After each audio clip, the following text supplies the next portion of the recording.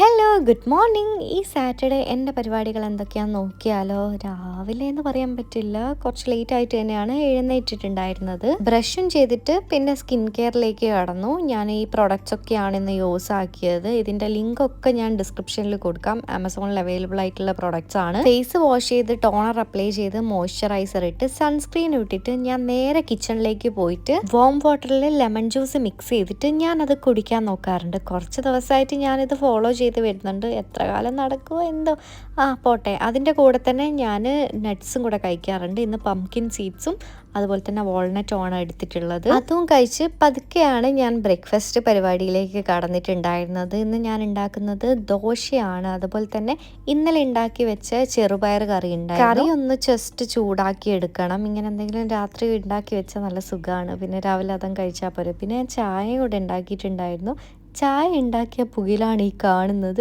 ഇന്ന് എന്താണെന്നറിയില്ല, ഫുള്ള് ഇങ്ങനെ ആയിട്ടുണ്ടായിരുന്നു. എല്ലാം രാവിലെ ഞാൻ ചായ കുടിക്കലില്ല കേട്ടോ. ഇന്നെന്തോ എനിക്ക് രാവിലെ തന്നെ ചായ കുടിക്കണം തോന്നി. അപ്പം നമ്മൾ ദോശയും ചെറുപയർ കറിയും ചായയും റെഡി ആയിട്ടുണ്ട്.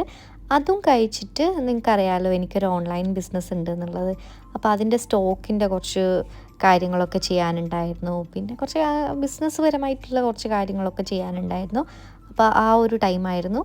അപ്പോൾ അതിന് വേണ്ടിയിട്ട് ഞാനിപ്പം നന്നായിട്ട് തന്നെ ശ്രമിക്കുന്നുണ്ട് അതൊന്ന് സെറ്റപ്പാക്കി എടുക്കാൻ വേണ്ടിയിട്ട്. നിങ്ങൾക്ക് ഏതാണെന്ന് മനസ്സിലായിട്ടില്ലെങ്കിൽ ഹൈബിസ്കസ് ബൈ സ്വാതിക എന്ന് പറഞ്ഞിട്ട് ഇൻസ്റ്റാഗ്രാമിൽ പേജ് ഉണ്ട് കേട്ടോ. അപ്പോൾ അത് ചെക്ക് ചെയ്ത് നോക്കുക. ബേസിക്കലി ഞാനൊരു മടിച്ചിയാണ്. എന്നിട്ടും ഞാൻ മാക്സിമം എന്നെ കൊണ്ട് പറ്റുന്ന രീതിക്ക് ഞാൻ പേജ് മെയിൻറ്റെയിൻ ചെയ്യാനൊക്കെ നോക്കാറുണ്ട്.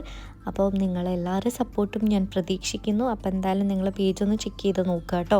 ലഞ്ചിനായിട്ട് ഞാൻ ഗ്രീൻ പീസ് പുലാവാണ് ഉണ്ടാക്കുന്നത്. ജസ്റ്റ് ഞാൻ ഗ്രീൻ പീസ് ഇന്നലെ ഇട്ടിട്ടുണ്ടായിരുന്നു വെള്ളത്തിൽ. അപ്പം ഇന്ന് എന്തുണ്ടാക്കും, അപ്പോൾ ഇതുണ്ടല്ലോ എന്ന് ആലോചിച്ചപ്പം പെട്ടെന്ന് തോന്നിയൊരു ഐഡിയ ആണ്. റെസിപ്പിയൊന്നും ഞാൻ നോക്കിയൊന്നുമില്ല. ജസ്റ്റ് എൻ്റെതായ രീതിക്ക് ഓക്കെ ഇതിങ്ങനെ ചെയ്ത് നോക്കാമെന്നുള്ളൊരു രീതിക്ക് അങ്ങ് ഉണ്ടാക്കിയതാണ്. സിമ്പിളായിട്ട് ഉണ്ടാക്കാൻ പറ്റുന്നതാണ് കേട്ടോ. അങ്ങനെ അതങ്ങ് ട്രൈ ആക്കി. ഇനിവേ ഇത് അത്യാവശ്യം നല്ല രീതിക്ക് വന്നിട്ടുണ്ടായിരുന്നു. ചോറ് കുറച്ചൊന്ന് വെന്ത് പോയി. അതെനിക്ക് കറക്റ്റ് ആ ഒരു മെഷർമെൻ്റ് അങ്ങോട്ട് സെറ്റായില്ല. എന്നാലും അടിപൊളിയായിരുന്നു. പിന്നെ പപ്പടവും കൂടെ വെച്ചിട്ട് ഞാനങ്ങ് സെറ്റാക്കി. എന്തായാലും നല്ല ടേസ്റ്റ് ഉണ്ടായിരുന്നു കേട്ടോ. പിന്നെ ഈവനിങ് ആയപ്പോൾ നമ്മളിതാ പുറത്തേക്ക് പോവുകയാണ്. ചെറിയൊരു ഷോപ്പിംഗ് പരിപാടിയുണ്ട്. കുറച്ച് വീട്ടിലേക്ക് ഗ്രോസറീസും കാര്യങ്ങളൊക്കെ വാങ്ങിക്കാനുണ്ടായിരുന്നു. അപ്പോൾ ഇന്ന് പോയിട്ടുണ്ടായിരുന്നത് നെസ്റ്റോയിലേക്കാണ്.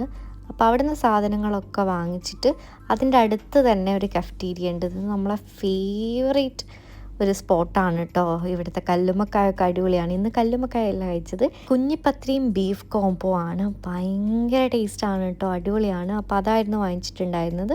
പിന്നെ വീണ്ടും ഞാൻ ഇന്ന് ചായ കുടിച്ചു. അല്ലെങ്കിൽ ഇങ്ങനെ 2 നേരം ഒന്നും ചായ കുടിക്കില്ല കേട്ടോ.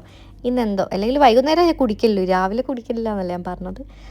അപ്പം അങ്ങനെ വീട്ടിൽ തിരിച്ചെത്തിയിട്ട് ഞാനിതാ ഇനി ഒന്ന് നല്ലോണം വിസ്തരിച്ച് കുളിക്കാൻ പോവുകയാണ്. അപ്പം ഞാൻ ഷവർ കെയറിന് യൂസ് ചെയ്യുന്ന പ്രോഡക്റ്റ്സാണിത്. ഞാനിങ്ങനെ മാറ്റും കേട്ടോ. അപ്പോൾ ഇന്ന് യൂസ് ചെയ്തിട്ടുണ്ടായിരുന്നത് ഇതൊക്കെയാണ്. ആമസോണിൽ അവൈലബിൾ ആയിട്ടുള്ള പ്രോഡക്റ്റ്സൊക്കെ ഞാൻ എന്തായാലും ഡിസ്ക്രിപ്ഷനിൽ ലിങ്ക് കൊടുക്കാം. ഇപ്പോൾ ഒരു സെയിൽ നടക്കുന്നുണ്ട്, നല്ല ഓഫറിൽ സാധനങ്ങളൊക്കെ കിട്ടും. എനിക്ക് ഭയങ്കര ഇഷ്ടമുള്ള 2 സിറംസാണ് ഞാൻ കാണിച്ചു തരുന്നത്. 2 ഓൾമോസ്റ്റ് കഴിയാറായിട്ടുണ്ട്.